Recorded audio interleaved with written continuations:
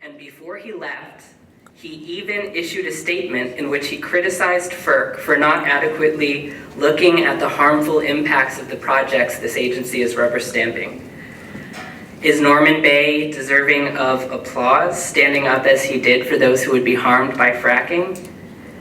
That statement I told you about in which he criticized FERC, it was an attachment to his last vote on the commission, in which he voted in favor of the Atlantic Sunrise Pipeline, a fracked gas infrastructure project in Pennsylvania, as he's been doing over the last 2 years of his chairmanship at FERC.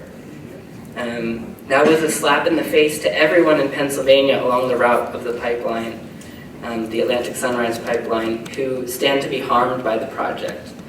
Bay threw them under the bus, just like the Democratic Party has thrown people under the bus again and again and again over the last number of years with their grotesque all-of-the-above energy policy. Under Obama, that's when the fracking boom, that's when fracking exploded. This story is playing out everywhere. I want to quote Mike Badges Canning, a friend of mine in Pennsylvania. He said, "In Pennsylvania, we had Republican Governor Toxic Tom Corbett. He was replaced by Toxic Tom Wolf, a Democrat. Neither saw a fracking project that was too dirty to cancel, nor too toxic to deny a permit for. Both were preceded by Ed Rendell, a Democrat. Rendell started the fracking boom in Pennsylvania.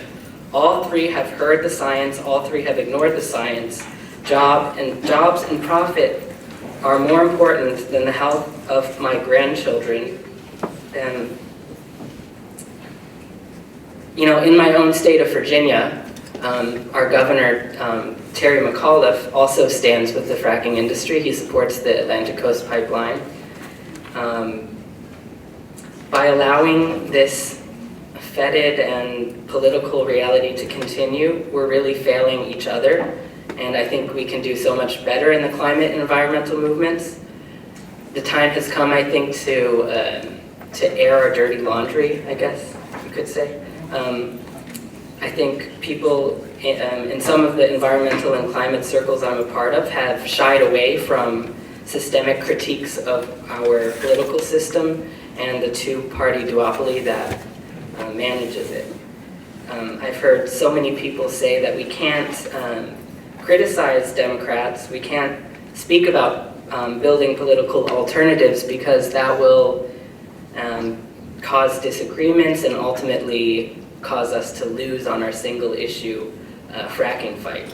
Well, the story of FERC is so important because it tells us otherwise. Obama or Trump, Bay or LaFleur, FERC facilitates the oil and gas industry and regulates public opposition.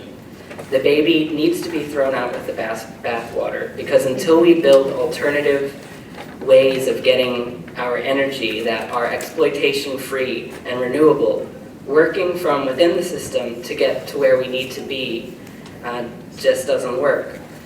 Instead, we must turn to the grassroots, those who are most directly impacted by fracking and climate change, those who have centuries of experience fighting colonial forces like FERC, which purport to act in the people's interest while transferring ownership of stolen indigenous land to the industry.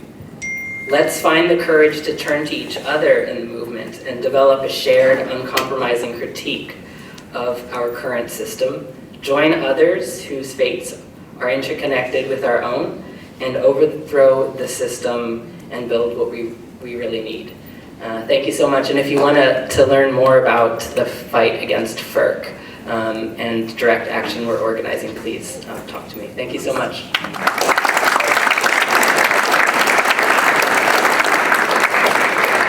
When the air we breathe is under attack, what do we do? Stand up, fight back. When the water we drink is under attack, what do we do? Stand up, fight back. When the earth we need is under attack, what do we do? Stand up, fight back. What do we do? Stand up, fight back. What do we do? Fight back. So next we're going to have Heather Benno. She's a mother, immigration attorney, a seasoned organizer with the Answer Coalition, and a member of the Party for Socialism and Liberation. Welcome.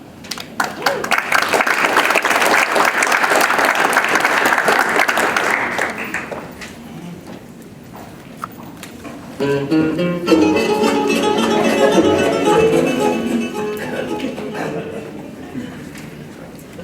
you to NETFA and to the organizers of this event, to the Green Party USA, and all of you for attending tonight. What an incredible time to be an organizer in Washington, D.C., right? Am I wrong? I work in Baltimore and I work in D.C., and I have to say that I have almost never, in my about 10 years of organizing, I have never seen a time where more people have become empowered and awakened politically to step outside of the two-party superstructure of this country and organize independently for real change. The Party for Socialism and Liberation is an organization in this country that stands for full rights for all, economic, political, and social. One major area of our work has been organizing against war and racism. We stood up to oppose the war in Afghanistan and Iraq and stand against anti-Arab and anti-Muslim racism in the U.S.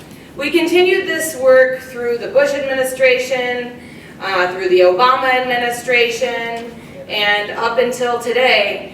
And as Lee in front of me, before me was mentioning, we can see that war, racism, and terror, particularly against immigrants, our black and brown brothers and sisters, this is not unique to a Republican administration or even to Trump, as extreme as his measures since January 20th have been. We've been fighting and organizing under both parties. And in particular, you can look at the state of immigration. Under President Clinton, the prior system, which was an oppressive system of immigrants in this country, but far more flexible than the system that we currently have today, that system was completely dismantled in 1996. It created a system where people were almost subject to mandatory deportation, based sometimes on very, very minor technical offenses like joyriding, taking a ride in somebody's car. After that legislation, obviously under the Bush administration, we entered the era of mass raids, where there were workplace raids, home raids, and people were hiding in churches and other public facilities just to be able to shield their families. Under the Obama administration, what did we have? We had campaigns based on promises of immigration reform in the first 100 days, if we could scrape off the cobwebs and think back to that time, when there was a Democratic Party supermajority in the White House, in the Congress, and that 100 days passed, and what happened with immigration? The Democrats told the nearly 12 million undocumented people living in this country that they would just have to wait, that their families would just be separated, and nearly 30 million U.S. citizen children would grow up in this country without parents. So the Obama administration became the administration of the deporter-in-chief, deporting nearly 1,100 people every single day, and escalating attacks on the immigrant community in this country such that he's far out-deported George W. Bush and every other president in U.S. history. So, on the first day of the Trump administration, most undocumented immigrants were living in terror. And these are people that I work with. I come from an immigrant family myself. And we saw that the first orders released by this administration specifically targeted undocumented people, and then obviously created the travel ban that we've heard so much about in the news, targeting predominantly Muslim countries in the Middle East. So, is this new? Yes, in that the executive orders are new, the ban is new. I mean, obviously this administration isn't too concerned with the Constitution or laws or that kind of thing. But the strategy is not new. The strategy to inflict terror on millions and millions of people just for being working people in the U.S. This has been the policy of both ruling parties in this country. So it's our task as progressives to organize ourselves, to build on the momentum that has developed over the last month or so, and to really take ourselves into a new era where we no longer allow simply corporations to reap all the benefits of globalization, to travel all around the globe and earn money at the expense of human need and human benefit. Instead, we want to change this system entirely to a system where people have the right to what they need, and people are not criminalized simply for trying to stand up for ourselves, or for trying to organize, or for trying to support their families or communities. So with that, I invite everybody here to join me, join us, all of the organizations, both in DC and nationally. Get involved, because we really can succeed. I think, you know, basically it's only can get better from here.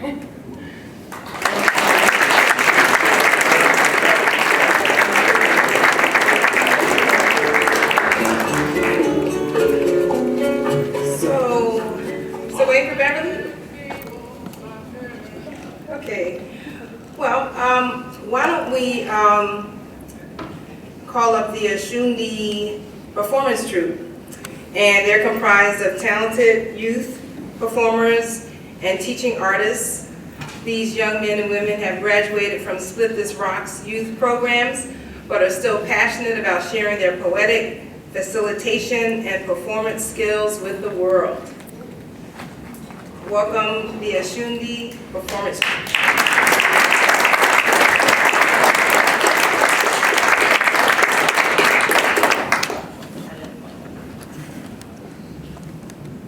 How y'all doing this evening? Make some noise. When I say spoken, y'all say word. Spoken. Word. Spoken. Word. When I say to be, y'all say heard. To be. Heard. To be. Heard. Well, what's up, y'all? My name is Kosi Dunn, and this is... Hi, I'm Momo.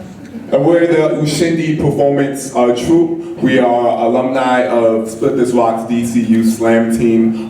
Split This Rock is a nonprofit at the intersection of poetry and social justice. We believe in speaking truth to power.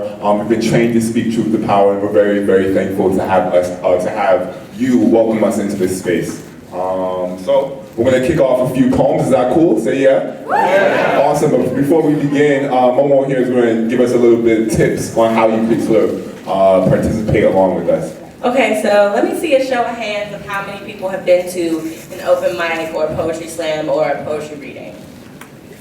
Okay, a couple of y'all, that's lit. Okay, so for those who haven't, I'm going to give you some useful bits of information. So spoken word is a very interactive art form. We're essentially storytellers, we're griots, and we feed off of audience energy. So if you hear a line in a poem that really resonates with you, you can hit the snap. Can everyone snap for me? Yeah. For those who are like snappily challenged, I feel like this mic, is it on? Okay, so for those who are snappily challenged, we also have the sweet chocolate noise, which is when you bite into a really delicious piece of chocolate and it just hits the back of your tongue and you go, And you use that one when you hear a line that like really resonates and like moves you. So on the count of three, can I get a 1, 2, 3? Yeah. Okay, we're warming up a little bit. Is it on now? I don't know if it is. I'm just gonna talk loud. We'll trade mics.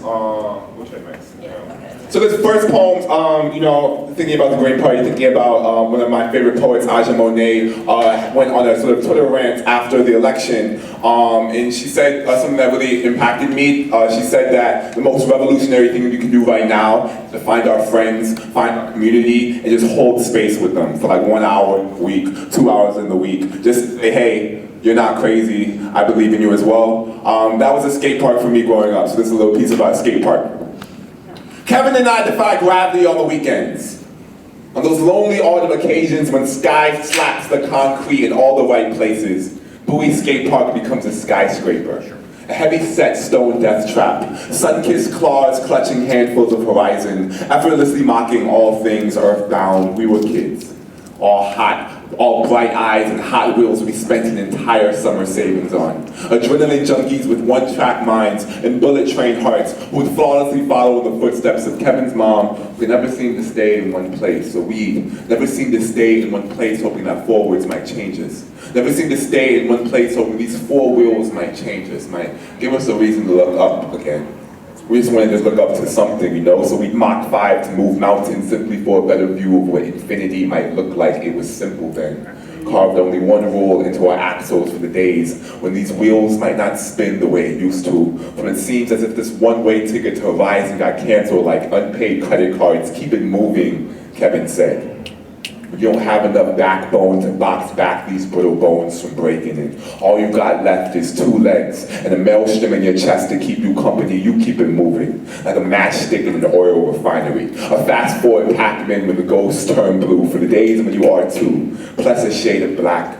Reeking of fist fights and vengeance, please just store those 5-finger bullets in your pocket for next time and love how we do. Just love how we do, with no helmets and no pads, because we love this here so hard it breaks us. I'm starting to think that real love so hard it breaks you and breaks in, far enough for you to thank it for the scars it will bless you with. Make this look easy. It never is. Just try to climb high enough to where pain can't touch us, please. For me, for us. Kevin, keep it moving. Let's welcome Momo back to the mic. Elsie's so dope, y'all. It's crazy. All right. So yeah, I'm Momo. Hello. A lot of my work in my art centers around trauma and unpacking trauma and healing through trauma, and reclaiming our narrative. R as in everyone, but also specifically Black people, more specifically Black women, Black femmes, and Black queer folk. So my poem is kind of a testament to that. It's the title's Work in Progress. So.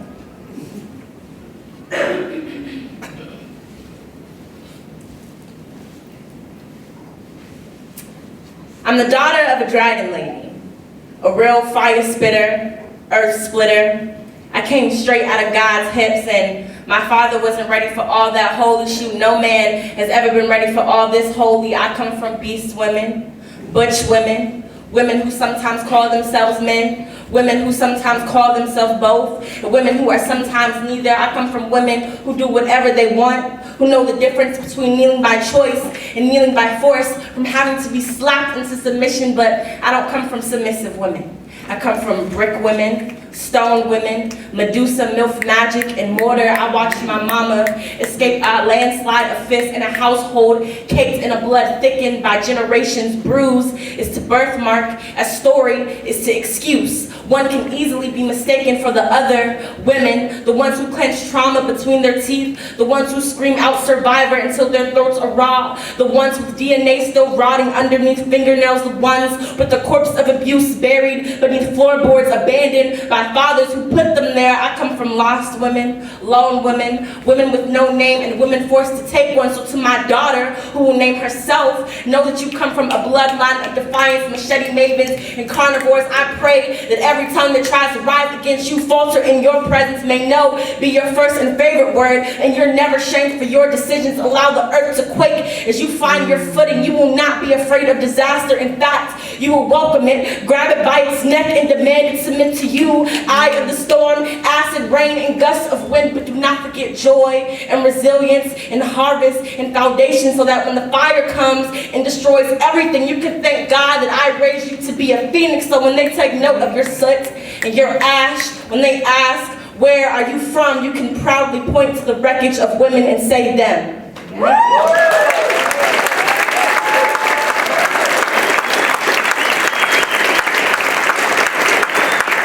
I know you was playing like that one.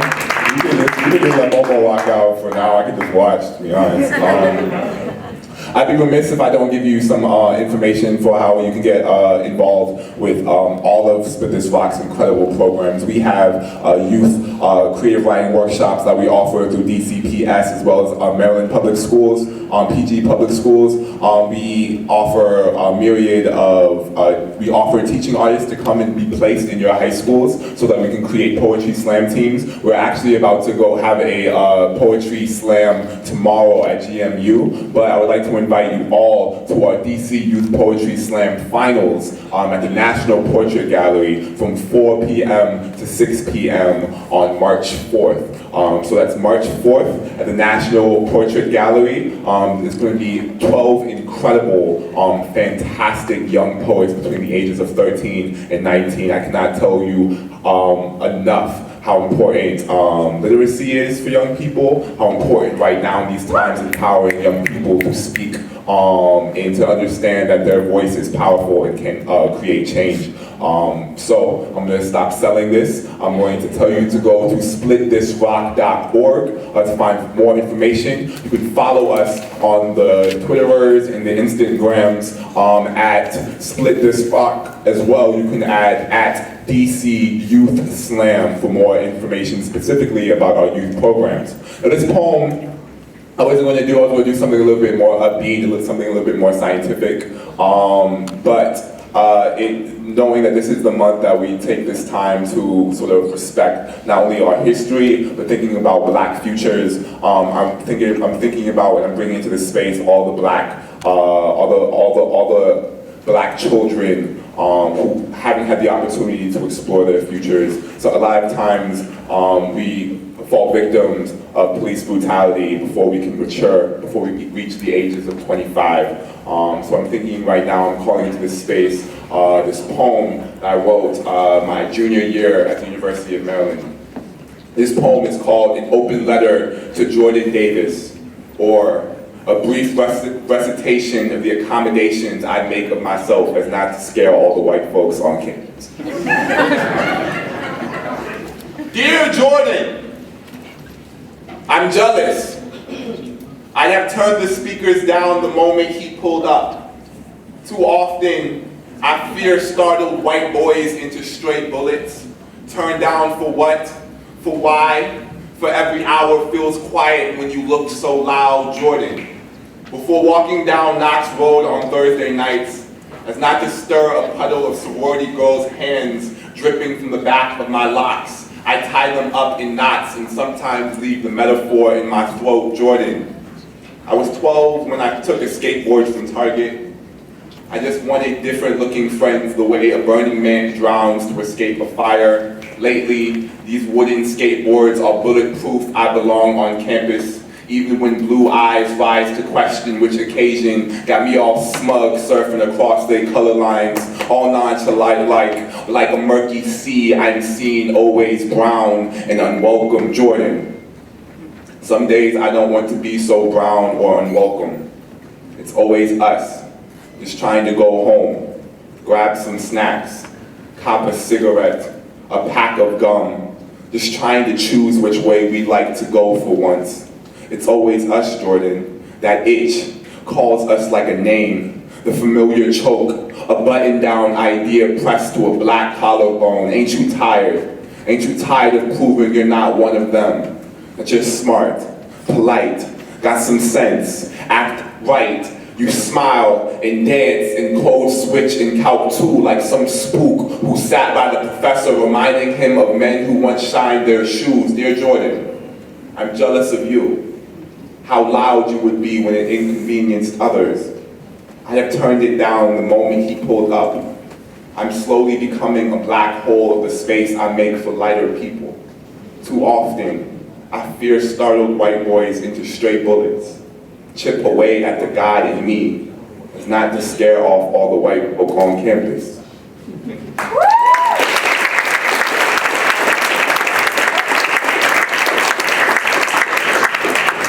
God, tall person. So short. Kosi said all of the things already. Again, thank y'all so much for allowing us to be in this space with y'all to share these words.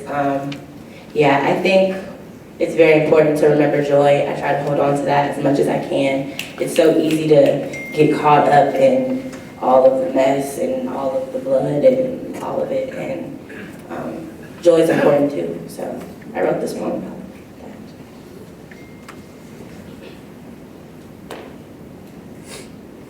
that. A toothless grin on the bus tells me to smile. The grin reeks of cheap beer and Newports. He reminds me of my father and his father. The grin starts telling me about Yvette and her train track gap, her constant nagging her to die for a banana pudding. He says she smells like sunflower seeds and vanilla. And at this, I cannot help but smile. The grin beams at me and says, the world may be screwed, but the little things aren't. And I smile harder. Tell him he reminds me of my father, and he asks, have you called him today? And every breath now feels more important than the last. I do not tell him about the destruction, the abandonment, the heavy hands, and broken bottles. He's dead to me, I tell him. The grin settles into a frown, places his hands in mine, and this is the most quietest welcome home I have ever felt. His hands a sieve, my hands a sand. It felt so natural to slip my fingers through his, and yet it still scared me, knowing that a stranger can make pain feel so light, so unlike a burden. And I guess this is essentially what blackness is, being able to fling yourself into an open door for those who hurt in the same language, turning your body into a welcome mat that says leave your grief at the door, allowing yourself to breathe joy into someone else, to be Marvin Gaye and Sweet Tea, Spades and Aunt Yvette's banana pudding, sharing your skin like a family reunion t-shirt, and it is a family reunion every time. We are mixing the eulogies into our food, the hashtags are caught in our teeth, that's why no one smiles. We forget to choke out the I love yous, the I miss yous, the go fix you a plate. We are speaking death into those who are still alive, forgetting that they are still alive, that you are still alive, that I am still alive, that we are still alive, and that this, I cannot help but smile at how home a black body can feel like, all two-step and shimmy, fireflies and backyard porch swing, how complete strangers can smell like a homecoming. So I stand to get off the bus, and before I can say goodbye, he says, it's always a see you later. And for the first time in a long time, I do not see a walking corpse, a Washington Post headline, an injustice waiting to happen. I see a black body bursting with joy. I do not grieve over its absence. I simply tell it, see you later, because I will. Thank y'all. So, show me what America looks like. This is what America looks like. Okay, so I think that we have Beverly Smith now. She's a lifelong DC resident who became an organizer after losing her son, Alonzo Smith, at the hands of special police in November 2015. Since then, through 3 organizations, Beverly has worked tirelessly for justice for Alonzo and to stop police brutality and killings and stop the intracommunal violence in poor DC communities. Beverly.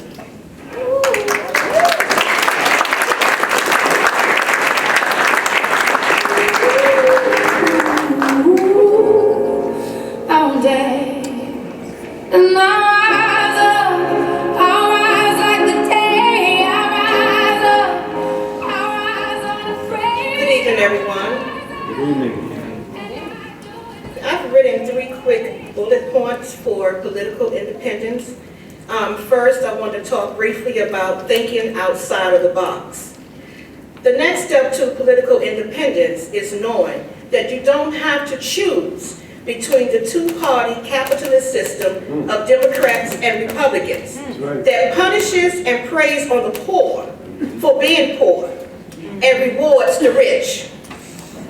Our last presidential Green Party candidates, Jill Stein and Jumi Baraka, is a non-capitalist, non-fascism, and non-liberalism independent political party, unlike the Trump administration. If you haven't already, I encourage you to read and share the platform of Jill Stein and Jumi Baraka. My second bullet point is a movement by the people, for the people. I am affiliated with many freedom fighter organizations, but am an organizer of 3. My first organization that I am an organizer of is Pan-African Community Action, PACA for short. Pan-African Community Action was the organizer for my son Justice for Zoe campaign. PACA has taken an initiative that was already that had already made the referendum ballot in 1969 by one of the Black Panther Party's Bobby Seale. This initiative of community control of police is possible and can be done. As a matter of fact, in 1969, it lost a referendum by 1%. Now, what I mean by community control over police, I do not mean a simple review board that some states already have in place. What I mean by community control over police, whereas the board is actually made up of community people. They have power. They have power to hire and to fire police officers. They have hired to reprimand police officers for their misconduct. They also have power in taking part the way that police spend their budget. Like I said before, this is possible. In 1969, it surpassed all races. They had so many votes that they were able to be on the referendum. And as I mentioned, they lost by only 1%. Pan-African Community Action also believe in educating the public. Every month, they give public popular education session at Anacostia Library once every month. The second organization is the Coalition of Concerned Mothers, in which I am also organizer of Coalition of Concerned Mothers. Coalition of Concerned Mothers is a group of mothers founded and co-founded by Marion Gray Hopkins and also Cynthia Dawkins. Marion Gray Hopkins has lost her son, Gary Hopkins, 17 years ago, and was murdered unjustifiably by PG Police County. Cynthia Dawkins lost her son to intra-community violence 3 years ago. The Coalition of Concerned Mothers, we reach out to mothers who was having a very hard time emotionally in dealing with the loss of their loved one. We help them in any way that we can by attending court or just being there for them. The Coalition of Concerned Mothers also do a lot of traveling, sponsored traveling that is, throughout the country to support other mothers and protest against state-sanctioned murders and intra-community violence. The other organization I'm familiar with is Every Case Matter. Every Case Matter founder name is Dr. Ishtan Robinson, in which I am also an organizer of. Every Case Matter is putting pressure on Congress to enforce the Death in Custody Reporting Act.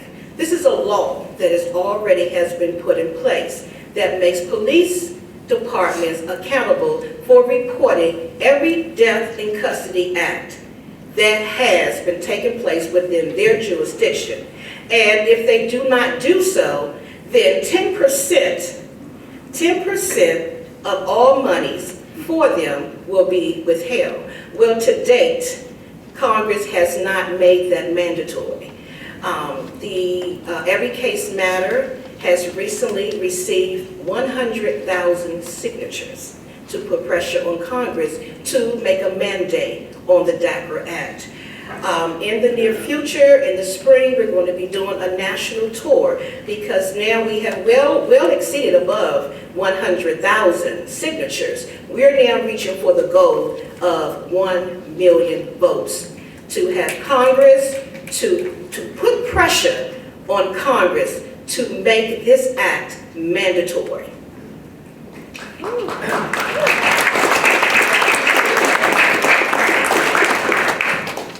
We are really pushing hard for these numbers as well because we consider the unjustifiable, unarmed individuals, black, brown, and red individually, we consider to be genocide. And we need this number to prove that these are not isolated incidents. It is, in fact, genocide.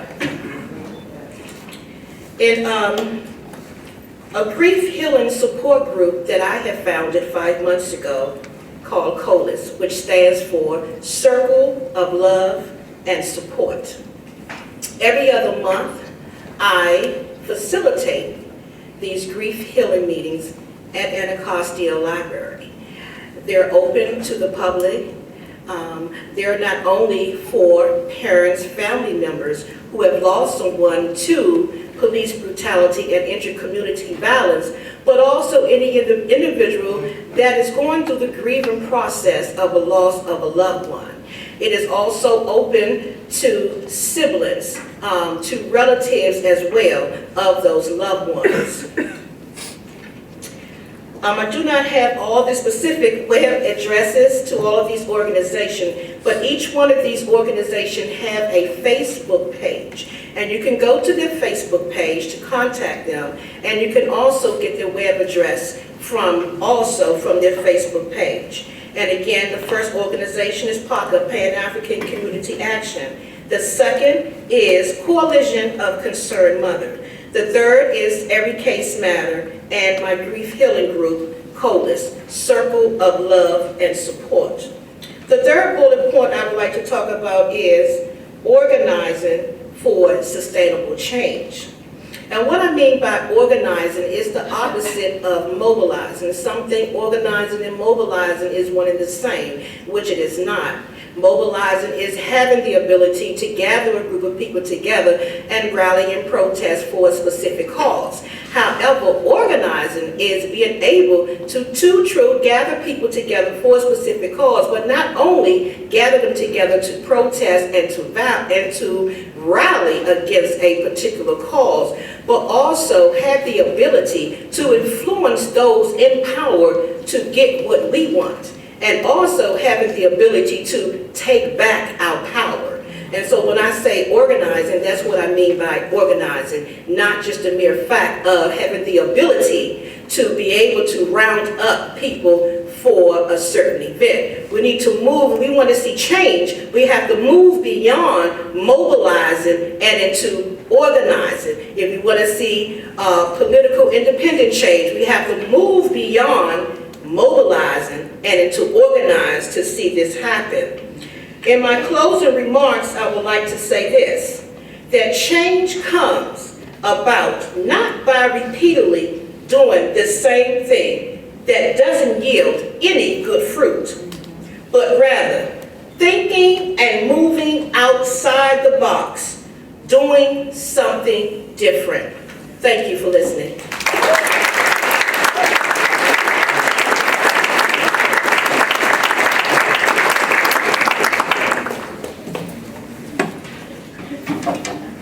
I would like to do something for us to remember Alonzo Smith.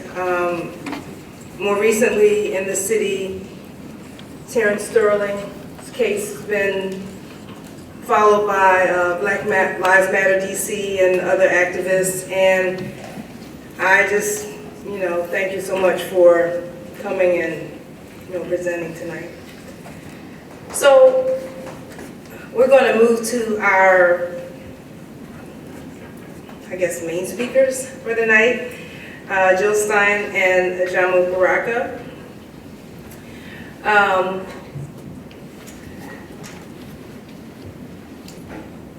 Ajamu Baraka is a human rights activist and the 2016 vice presidential nominee for the Green Party. And he is going to present first. Thank you.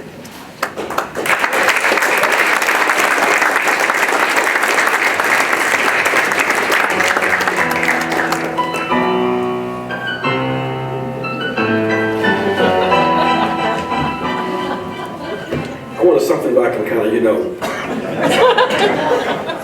because this is a celebration.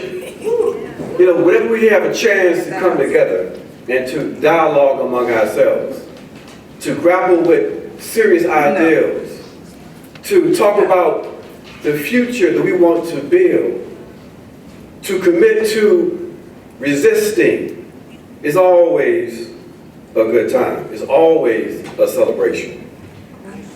I'm so happy to be here this evening with all of you. I have to shout out to the organizers for this event.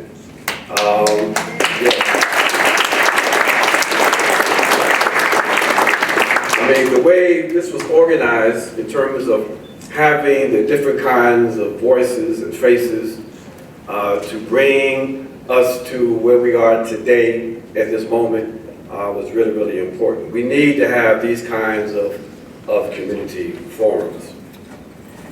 I'm going to keep my remarks relatively short because we want to have time to have a dialogue. So we don't want to come here and speak at you, because I see and I know a lot of people here in the audience who have a lot to say, and I know we have some good questions, and so it's important to get to that point where we have a dialogue.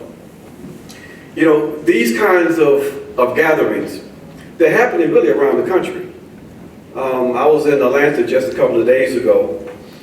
We had a very vigorous, very dynamic event yesterday with the Georgia Latino Coalition for Human Rights, a group that when I was with the U.S. Human Rights Network, we helped to put in place and provided them their initial human rights training.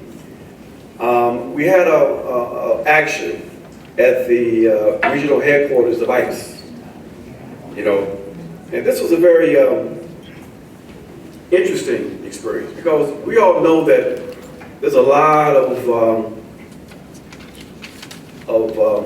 pain, a lot of fear. I mean, we are facing some conditions that are very, very different for many of us. And we know that the suffering is not even. There are some communities that are facing more than others. And we know that our brothers and sisters in the community of folks who are undocumented are really facing some very serious and dangerous times.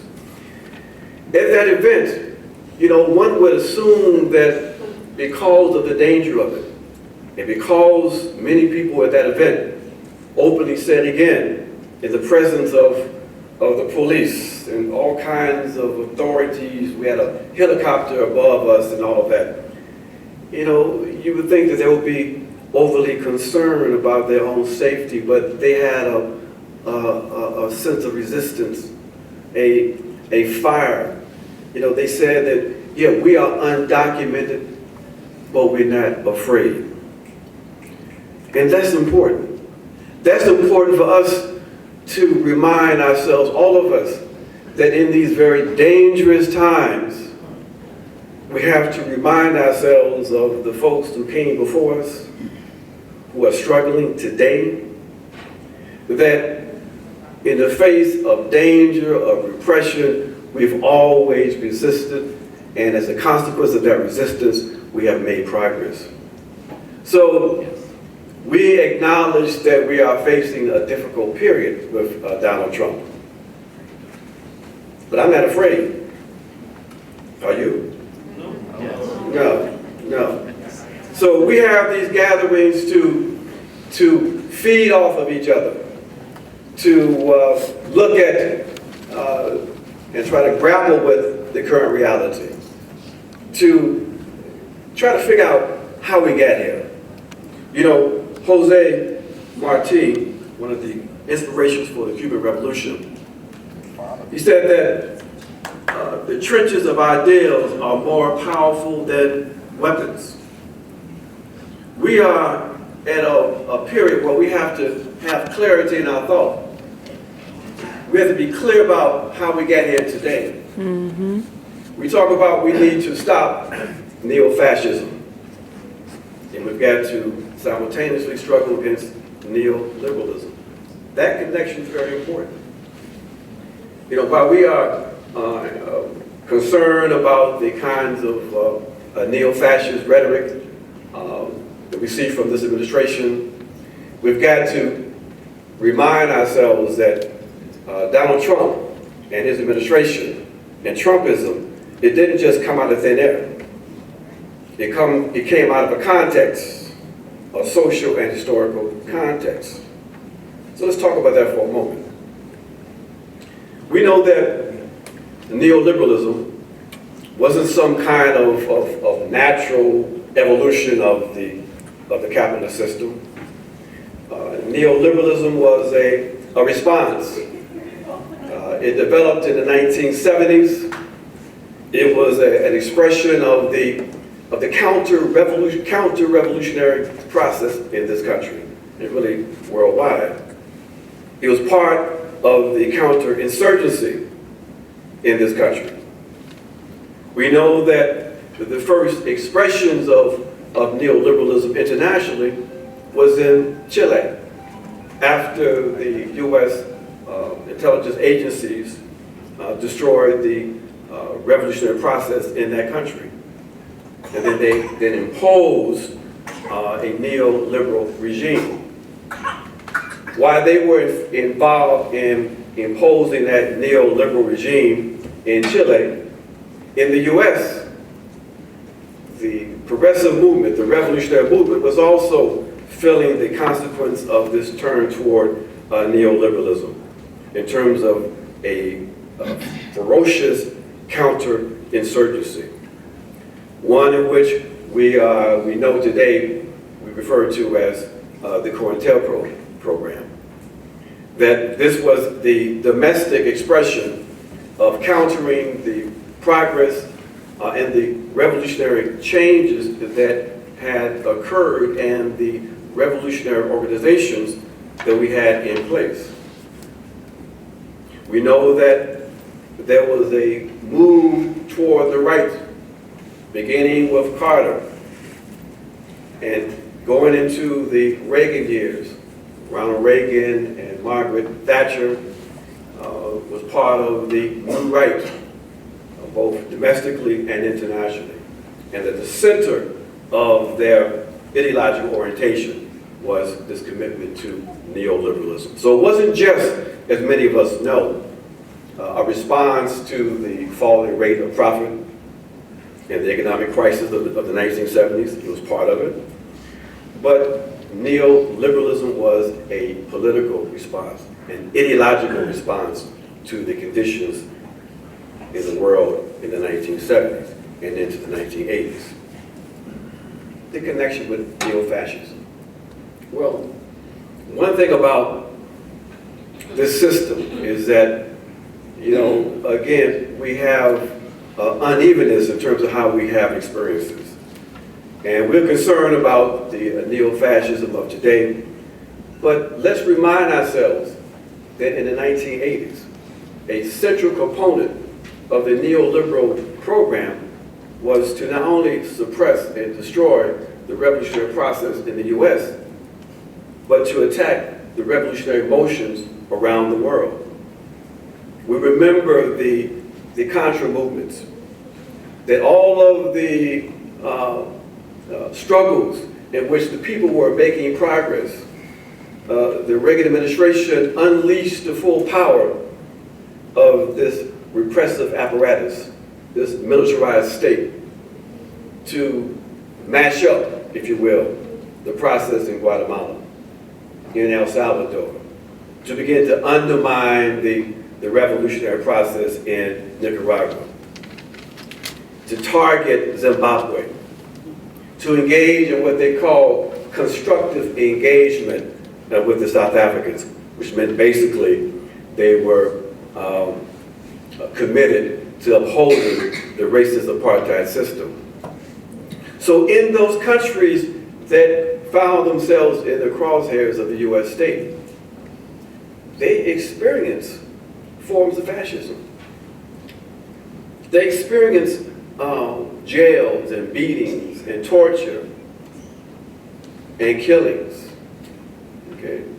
So while the state is able to maintain a certain kind of facade of democracy in the metropoles, of the US and Western Europe, somebody's paying the price someplace. Those of us in the black and brown colonized zones of the US and Europe, and people in the global South are already experiencing forms of neo-fascism. So it's important for us to remind ourselves of that when we hear, in particular, sometimes younger folks who are experiencing this in a way in which it seems new and terrifying. And it is worrying, okay? But what we are in fact having is a blowback, if you will. The consequences of the imposition of neoliberalism throughout the entire world finally started catching up with Western Europe and the US, because the central component of the economic plan of neoliberalism is what? To suppress and to control workers, to drive down the wages of workers, to eliminate the ability of workers to protect their own particular interests, to attack social welfare, to attack the public sector, to commodify everything in life and in nature. So the great, social advances that some folks talk about in Western Europe, it was a reality in terms of, folks who were able to take 2 months vacation, workers in Europe, and 18 months parental leave, and workers in France were able to retire at 51 years old. And I mean, those were realities, okay? And the bribe that workers and the emerging middle class experienced in the US was real after the Second World War. The good old days of the 1950s and the good old experience of the 1960s. But there's always a price that's paid. So that bill of the good life, the American dream and the European social democracy is now due. And the unfortunate reaction of folks in Europe and in the US to their changing conditions, to the entitlement that they thought that they had just based on the fact that they were living in the North, the global North. That instead of us having an intensification of resistance, we've seen the emergence of the ghost of neo-fascism. Racism has been the response both in Western Europe and in the US. And I'm just getting started, I'm getting 5 minutes out there. So my friends, we have a context for this. We have the contradictions of this system, and those contradictions and the weakness of our movement has brought us to the moment that we have today. That if the corporate Democrats had not been committed to just presenting to the American people a PR phenomenon called Barack Obama, and instead attempted to address some of the real economic and social contradictions in this country, then we might not have had the foundation laid for Donald Trump. You look at the policies of Barack Obama, and you see that basically what we got was symbolism. That we were told that there was a economic recovery, but the people who supposedly were recovering, they couldn't experience it. In fact, they didn't see it. As Jill and I moved across this country during the campaign, for example, we heard stories after stories of people who were like, we're suffering. And no one is speaking to our reality, except the Green Party. but no one is speaking to our needs. Now, that was something that people around the country felt and experienced. But in those areas where we didn't have the ability to get to people and present the Green Party platform for economic recovery and social advancement, who was talking to those workers in Appalachia? Who was talking to those workers in the Rust Belt? Trump and his people. The New Right, the Tea Party folks. The folks that often many of us don't talk to and kind of don't even think that they are worth a conversation. But these are the folks who became the foundation for that counter-revolutionary process, if you will. If Barack Obama and the Democrats would have been serious, if Hillary Clinton wouldn't have been so smug in her belief that she was going to win this election, then perhaps she would have listened to her husband's advice and said, it's still the economy, stupid. Okay? Instead, the strategy was demonize Donald Trump, engage in a kind of dishonest discourse that avoided the real issues around the fact that neoliberal capitalism is in crisis and is unable to address the material needs of the people, and that we have to have real profound change. Of course, they couldn't engage in that conversation, but at least they could have had some kinds of reforms that perhaps would have mitigated the horrendous situation that they found themselves in. My friends, one of the lessons of 2016 is that even though we saw that Donald Trump won, even though we know that many millions of people were open and receptive to real change, who recognize that both of these parties are bankrupt, and they still gave their votes to Hillary Clinton, we know that there is a foundation out there for real fundamental change. Our task, our responsibility, is to organize ourselves in order so we can tap into that motion. We can organize that motion. We can prepare ourselves for the struggle that we have to engage in, understanding that there is no shortcuts. That, you know, the idea that we're going to get some personality that's going to build a party like that, it doesn't happen in real life. What we have to be engaged in is a commitment to engage in systematic organizing, building an independent apparatus, be it the Green Party, that will be the apparatus, or something else. We've got to understand that the process has to be a bottom-up process and it's protracted, okay? So, my friends, we are not yet in a full-blown fascist state. We're in a very dangerous place. But, you know, we have something that is very powerful. And that tool, that's something that we have is, in fact, the people.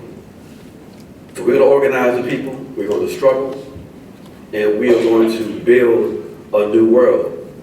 Because we understand that, you know, we don't have a say-so on the conditions that we find ourselves in. But we have a say-so on how we respond to those conditions. And for me, for Jill, and for most of you in this room, we say that we're going to fight. So let's fight together. Thank you.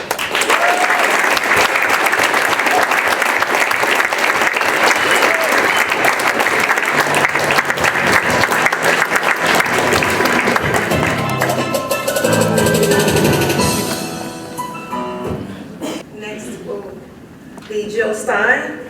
She's a physician, activist, and politician. She was the Green Party's nominee for president in 2016 and 2012. Welcome, Jill.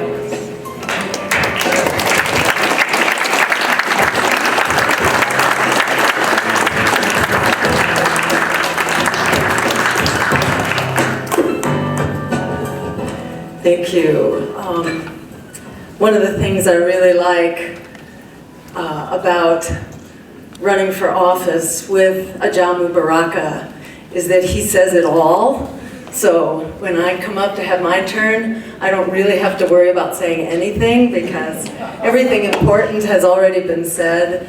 And I have to say that about all the other speakers and organizers and Beverly, Organize for Power. You said it all right there. That is what we're doing. And I want to thank everyone for being here because you are really leading the charge for creating an America and a world that works for all of us. And you are not being silenced, and you are not being intimidated, and you are standing up to say that we have the power and we're going to use the power. It's a moment of unprecedented peril, but it's also, in equal measure, a moment of unprecedented possibility. And it's, you know, those two things kind of go together, hand in hand. We're sort of in this Hail Mary moment right now. These converging crises of racial injustice, of police brutality, of militarism at home and around the world, which is blowing back at us with a vengeance, with these unwinnable wars which are about to be expanded again, as the Pentagon is now talking about sending ground troops into Syria. I don't know if you've heard about that one yet. The growing privatization of our health care, of our school system, thousands of public schools that have been shuttered under the Obama administration, no less, under this system of privatizing our schools, particularly in communities of color, naturally. The crisis of student debt, where, you know, it doesn't get smaller, it only gets bigger. The numbers are growing all the time. It's now 44 million and growing. Once you go in, you don't go out. You know, this is a system that is in meltdown, actually. The house of cards is falling down, ecologically, economically, socially, human rights, militarism, the climate, and now our democracy as well is really on life support with this new surge of neo-fascism. And again, as Ajamu and others were saying, this is not new, especially to oppressed communities and communities of color who've long been on the receiving end of a very violent government and domestic militarism, AKA the police. This is not new, but it's new to many people. It has sort of become bigger and more threatening and more pervasive. And in many ways, we are now at this 11th hour, at this Hail Mary moment. And that is a frightening moment to be in, but it's also a powerful and transformative moment because, as Martin Luther King says, or said, but his words live on, we have a choice between chaos or community. And that choice has become unbelievably, starkly clear. That choice is right here in front of our eyes. It's up close and personal. And we cannot save ourselves individually. We can only save ourselves as a community and as a society. And we are on a small boat, and that boat right now is taking on water really fast, and we have to basically bail it out for all of us. We are going to sink together or we are going to sail together. And I think when, as people wake up to see that choice, we are mobilizing like we haven't seen in our lifetimes.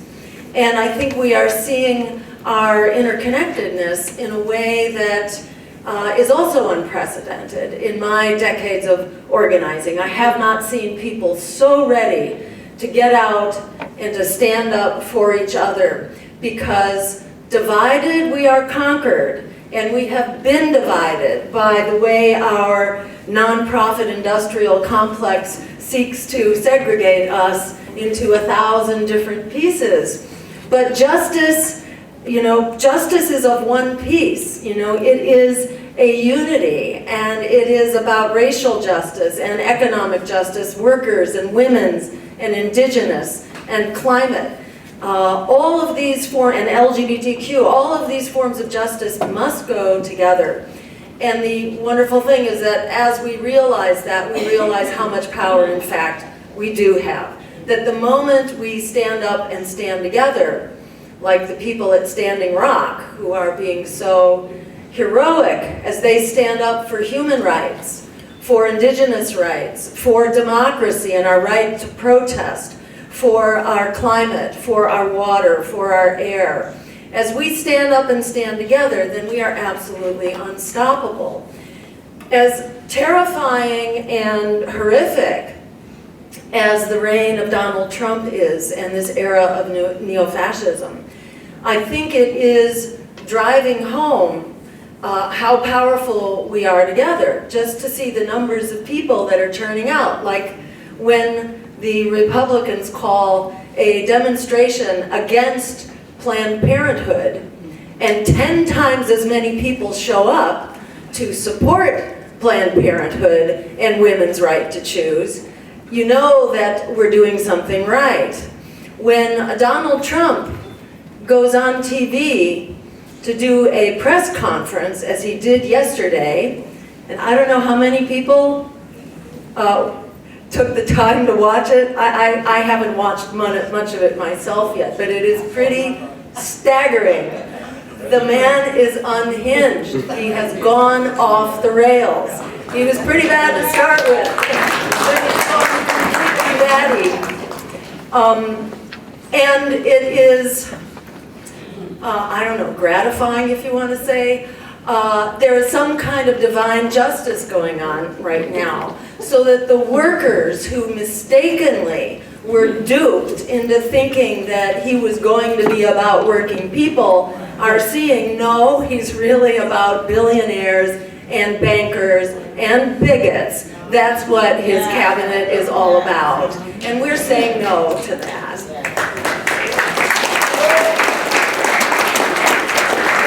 And when he tried to appoint one of the chief predators out there to be head of the Department of Labor, the guy who's fighting against raising minimum wage, fighting against worker security, who's fighting against protections from wage theft or equal pay for women, when he's nominated to being in charge of the Department of Labor, it is a big wake-up call for a lot of the working people, and shamefully to say, some of the organized labor that actually backed him and stood with him recently in the White House to say they were going to try to work with him. So when the likes of John McCain and the Republicans are actually beginning to retreat from him and are frankly in a panic that he has booted out the chairman of the Joint Chiefs of Staff from the National Security Council and brought in the white racist supremacist modern Darth Vader of Stephen Bannon to sit on the Security Council. Everybody, who's paying attention is like really scratching their heads. How do we get this guy out of here as quickly as we can?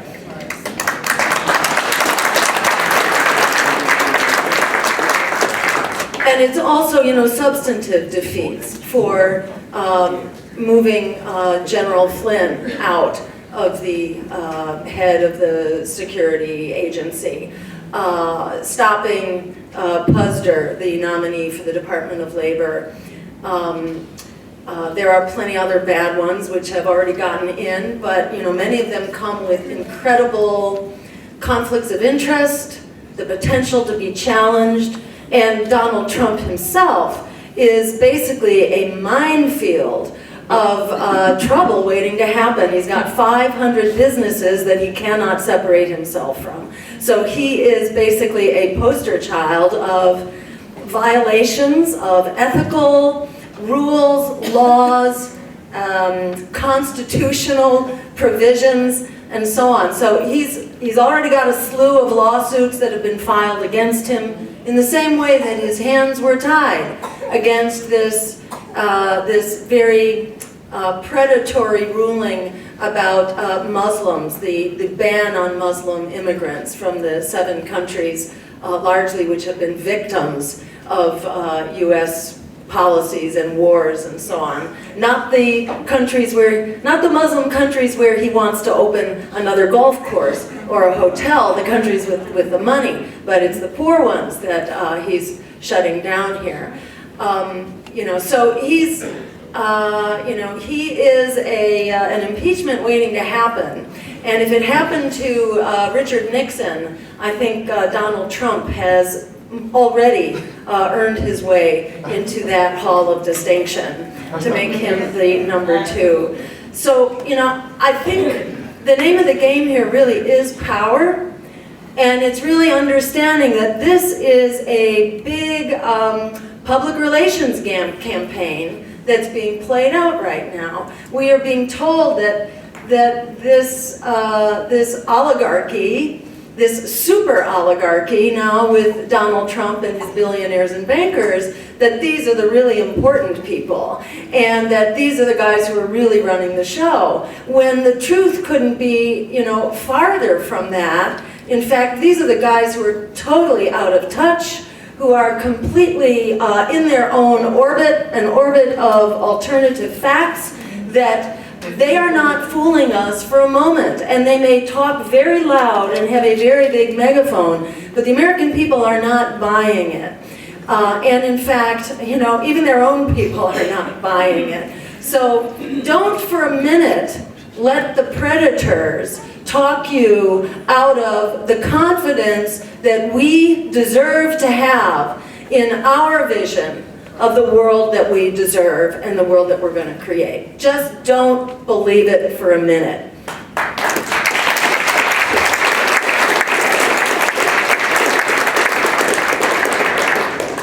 I'm going to just try to confine myself to a few other things so we have time for dialogue, because that's where the really important discussion happens. I guess the last thing I want to say, is that in the same way that people are not being fooled that Donald Trump is your friend or that he's a friend to working people, people are not being fooled about that.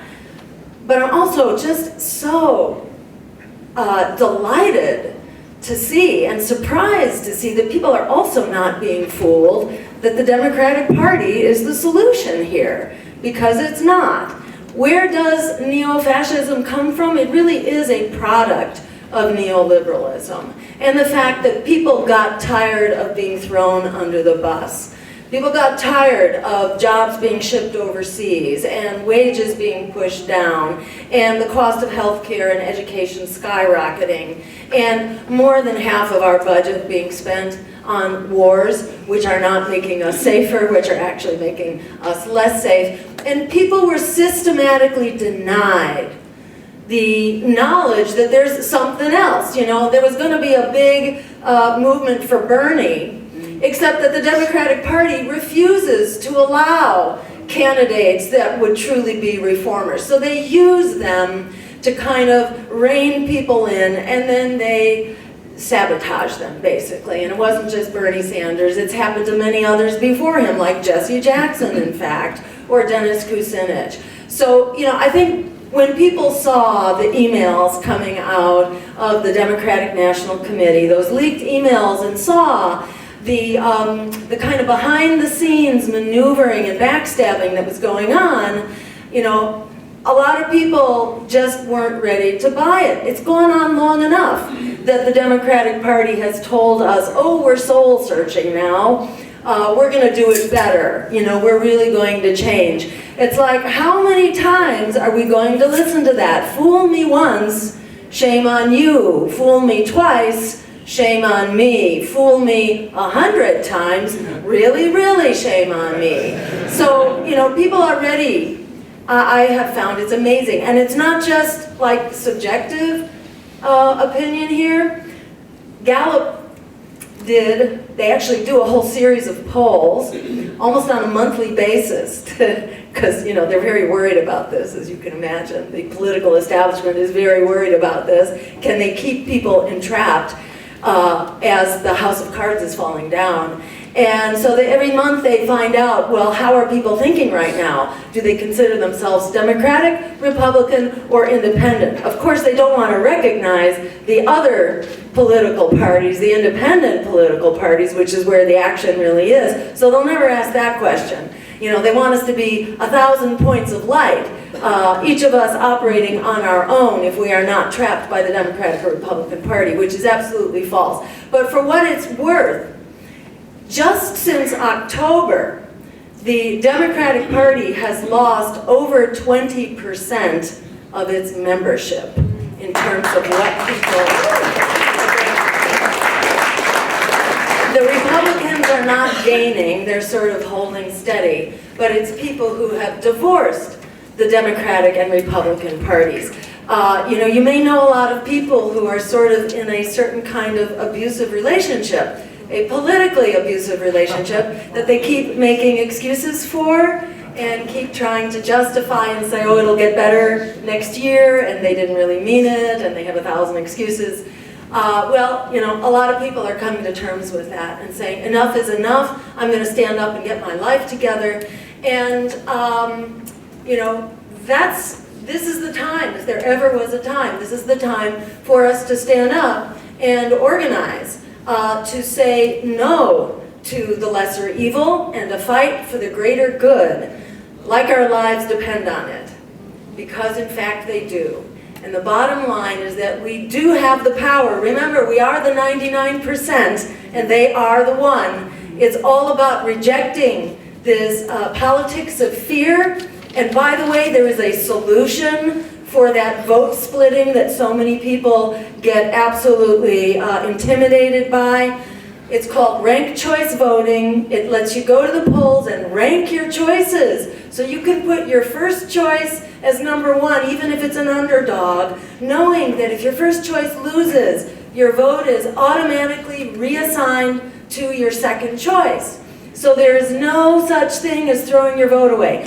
We have it in cities all around the country, and excuse me, the state of Maine just adopted it on a statewide basis. So we can have this. My campaign, this is way back, the first time I got tricked into running for office, back in 2002, we had filed a bill. I was running for governor against Mitt Romney, and we had filed a bill with a very Democratic, 85% Democratic legislature in Massachusetts to adopt ranked choice voting so there would be no splitting of the vote, no unintended consequences. And of course they wouldn't let it out of committee. You'd think they would, because it would protect them from having a split vote. But the deal is, they rely on the politics of fear. Why? Because they know that they cannot earn your vote. Why can't they earn your vote? Because they're not really on your side. They are really on the side of the big financial predators who pay their way. So if they won't adopt a voting system that works for all of us, then they do not deserve your vote. So we do have the power.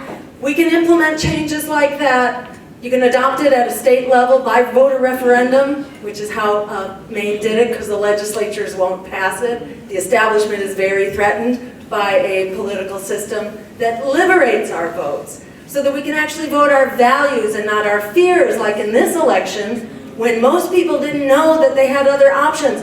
They were screaming for other options. 76% of voters were calling for opening up the presidential debates to the other 2 candidates who were on the ballot pretty much all across the country. But of course they refused, because that would have been very dangerous if we could have talked about how, in fact, we could cut the military budget by more than 50% and have all the money we need for housing, for health care, for quality schools, for after-school programs, for the kinds of arts that we saw here tonight, which are absolutely incredible and should be part of every child's education program, not just special things that get cut when the budget is tight because they've given too many tax breaks to the billionaires and the millionaires.